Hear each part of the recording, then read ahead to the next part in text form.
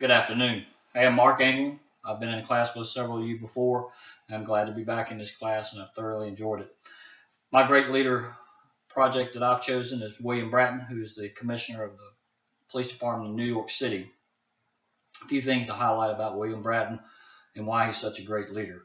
William Bratton was born in Boston, Massachusetts. He was raised by his mother and his father, and he lived with his sister. They came from a working class family.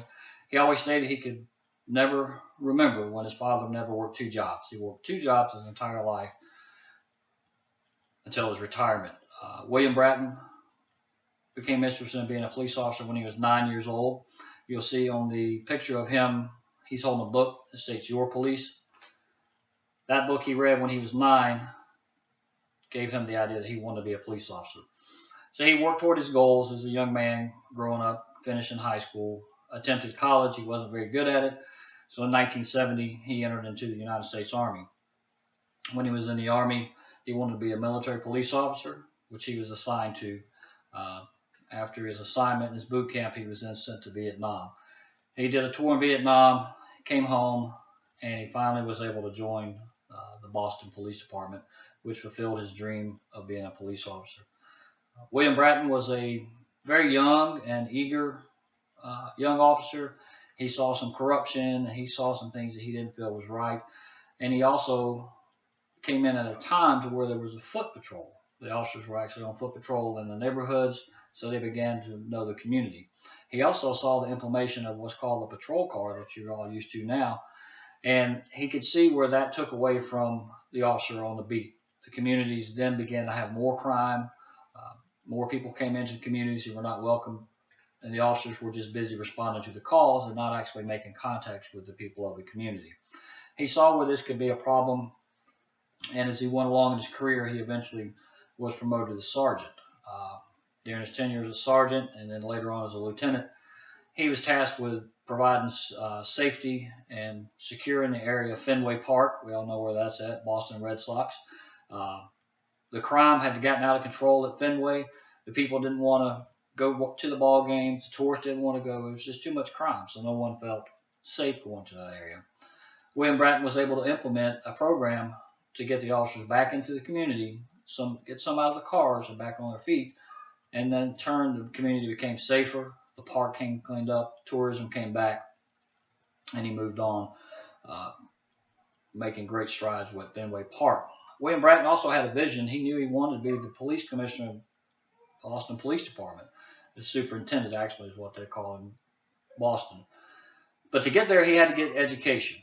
He did take advantage of the college scholarships that were offered by the Boston Police Department, and in turn ended up obtaining his bachelor's degree and moved on, and later on did become the superintendent of Boston Police Department. While he was at Boston, he moved on from there to the Boston, Massachusetts Transit Authority. The trains had become unbearable. Nobody wanted to ride the trains. The police department that was there was a do-nothing department. They were not motivated. They had no desire to perform. They had no trust. The public didn't trust them. William Bratton, through his vision and his leadership, he saw that. He took the officers in that department of the Transit Authority. He changed their uniforms. He enacted better communications. He got better communications for the officers. They couldn't communicate down in the tunnels and the subways, therefore there was no reason to go there. So crime escalated. He was able to curb the crime. He brought the morale of the officers up through his leadership and his vision. The officers got on board because of his leadership style. He led by example. He didn't want you to be a slouch, nor did he expect himself to be a slouch. And in turn, the officers were receptive to his leadership style, and they began to make arrests. William Bratton continued on in Boston until he got a call one day to go to New York City to be the transit authority there. Now, New York City was an entirely different beast. New York City had a homeless encampment underground in the subways. The officers, they didn't want to make arrests. Apparently it took 16 hours to effect an arrest from the time the officer arrested a person until they were done, and it just wasn't worth their time. He saw a need for this, and he reached out to the community leaders, he reached out to the governors, he reached out to the mayor and to the court systems to streamline the processing of criminals in the New York City subway.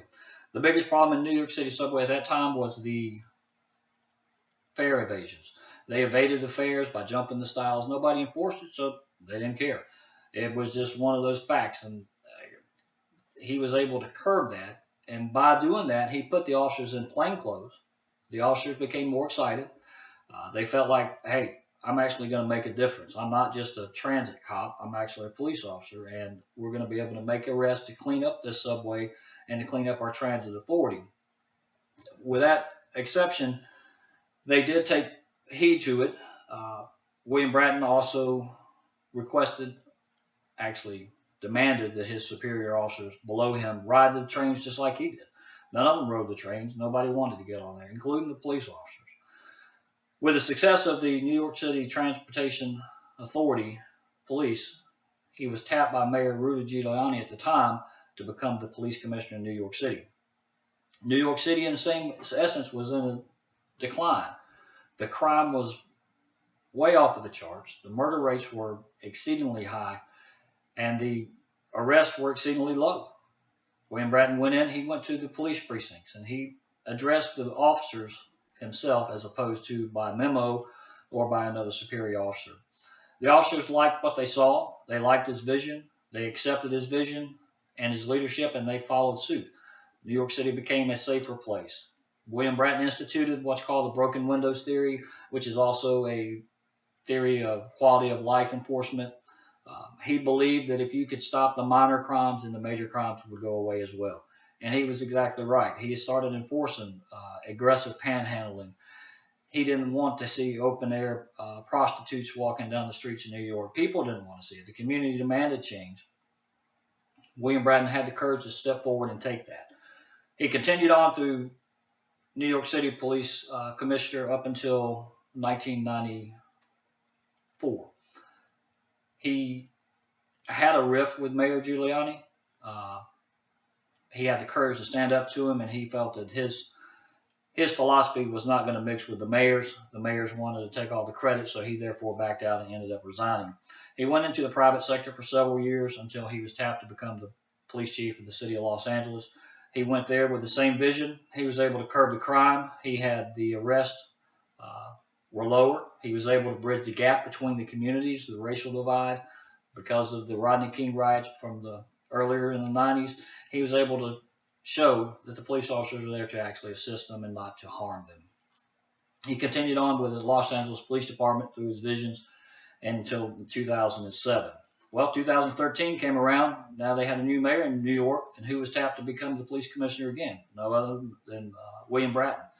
William Bratton has taken his goals, he's taken his vision and his leadership styles to many departments. He is a true reformer in the police world. There's not many people that can do what he has done in several departments over a 20-year span. William Bratton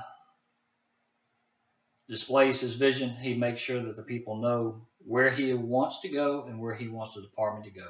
But he doesn't always say, I did this, I did that. He always states, we did this. He does build his officers up. He does press them to become better educated. He presses them to become supervisors. He promotes open door policies where if you have an idea, then they'll bring it in, he will listen to it. But he's not going to take the credit solely. William Bratton is a true visionary leader. I would say that he is a transactional leader in the world of the police work. Thank you for watching, and I hope you enjoyed.